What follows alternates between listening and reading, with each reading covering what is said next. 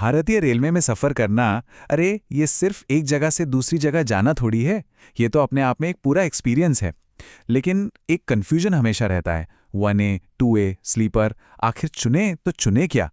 इतने सारे ऑप्शंस में उलझन होना तो भाई बिल्कुल जायज़ है। पर फिक्र मत कीजिए, आज हम लोग मिलकर इस पूरे सिस्टम को डिकोड करेंगे ताकि अगली बार जब टिकट बुक करें तो सफ़र बिल्कुल वैसा हो जैसा सोचा है। तो टिकट बुक करने से पहले सबसे बड़ा सवाल यही आता है, इस सफ़र में सबसे ज़रूरी क्या है?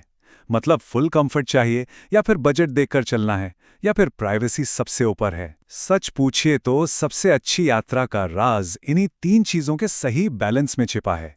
तो चलिए, सबसे पहले बात करते हैं एकदम शानदार प्रीमियम एक्सपीरियंस की।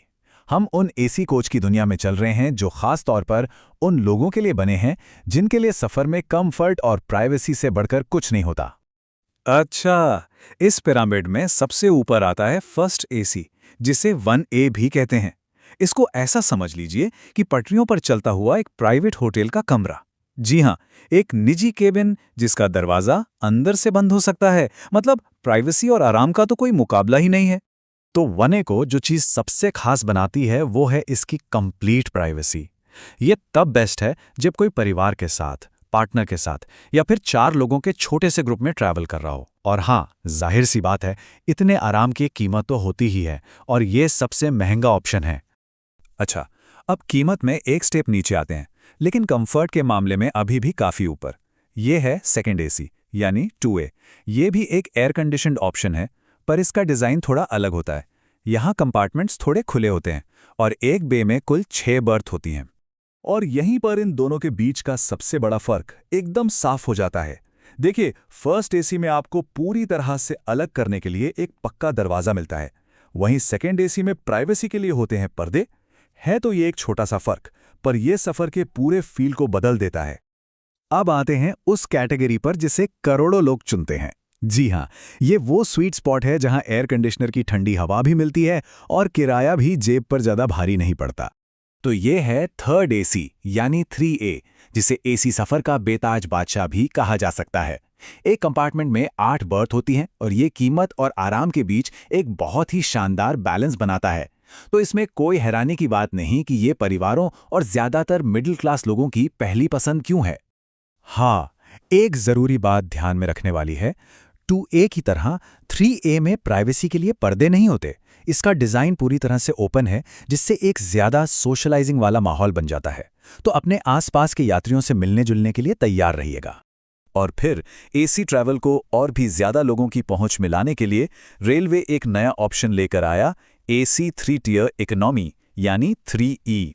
अब जैसा कि नाम से ही पता चल रहा है, ये 3A का ही एक और सस्ता वर्जन है, जिसे इसलिए बनाया गया ताकि ज़्यादा से ज़्यादा लोग एसी सफ़र का मज़ा ले सकें। तो सवाल यह है कि इसे और सस्ता कैसे बनाया गया? जवाब इस नंबर में छिपा है। 83 से भी ज़्यादा सीटें हैं। मतलब एक नॉर्मल 3A कोच के मुकाबले इसमें ज़्यादा लोगों के लिए जगह बनाई गई है। हाँ, कोच थोड़ा भरा हुआ ज़रूर लगता है, पर इसके बदले में टिकट की कीमत अच्छी खासी कम हो जाती है। चलिए अब एसी की ठंडी हवा को पीछे छोड़ते हैं और भारतीय ट्रेन के सबसे ऑथेंटिक, सबसे क्लासिक एक्सपीरियंस में चलते हैं। जी हाँ, बात हो रही है नॉन एसी कोच की, जो देश में लंबी दूरी के सफ़र की असली रीढ़ की हड्डी हैं। स्लीपर क्लास यानी SL लंबे सफ़र पर बजट में यात्रा करने वालों के लिए समझ लीजिए कि सबसे बेस्ट ऑप्शन है। इसका लेआउट बिल्कुल 3A जैसा ही होता है, बस इसमें एयर कंडीशनर नहीं होता। ये वही क्लासिक ट्रेन वाला अनुभव है, खुली खिड़कियां, पटरियों की खनकती हुई आवाज़ और बाहर के नज़ारे सीधे आपके कंपार्टमेंट तक आते हैं। और फिर इस पिरामिड में सबसे आखिर में आता है जनरल क्लास या GS। ये सफ़र करने का सबसे सस्ता तरीका है। लेकिन हाँ, एक बात है, इसमें कोई सीट रिजर्व नहीं होती। यहाँ तो पहले आओ पहले पाओ वाला सिस्टम चलता है। इसीलिए ये अक्सर बहुत ज़्यादा भीड़ वाला होता है और कम दूरी के सफ़र के लिए ही ठीक रहता है। ठीक है, तो अब जब सारे ऑप्शंस के बारे में पता चल गया है, तो सवाल यह है कि बुकिंग करते समय सही फैसला कैसे लिया जाए। चलिए अब कुछ काम की टिप्स पर नज़र डालते हैं जो एक प्रो ट्रैवलर बनने में मदद करेंगी। अगर सब कुछ भूल भी जाएं, तो बस एक बात याद रखिएगा, किसी कोच में जितने ज़्यादा टियर होंगे, मतलब जितनी लेयर्स होंगी, उसमें उतनी ही ज़्यादा सीटें होंगी। और इसका सीधा सा मतलब है कि पर्सनल स्पेस और प्राइवेसी उतनी ही कम होगी। ये समझिए कि इस पूरे सिस्टम को समझने का गोल्डन रूल है। और अब एक बहुत ही काम की ट्रिक, जब टिकट हाथ में हो बस कोच कोड पर ध्यान दीजिए। अगर वो बी से शुरू होता है, जैसे B1, B2, तो इसका मतलब है कि कोच थर्ड एसी है। और अगर वो एस से शुरू होता है, जैसे S5, तो सीट स्लीपर क्लास में है ना एकदम सिंपल।